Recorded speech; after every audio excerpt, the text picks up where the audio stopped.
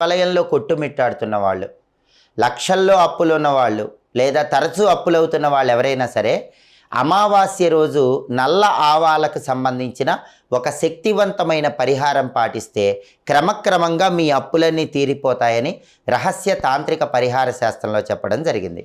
అమావాస్య రోజు మీరేం చేయాలంటే నల్ల ఆవాలు కొన్ని చేతిలో పట్టుకొని మీ ఇంటి పైభాగంలో మేడపైకి వెళ్ళి ఆ నల్ల ఆవాలు చేతిలో పట్టుకొని అప్పులు తీరిపోవాలి అనుకుంటూ ఆ మేడ మొత్తం కూడా 3 సార్లు తిరగండి.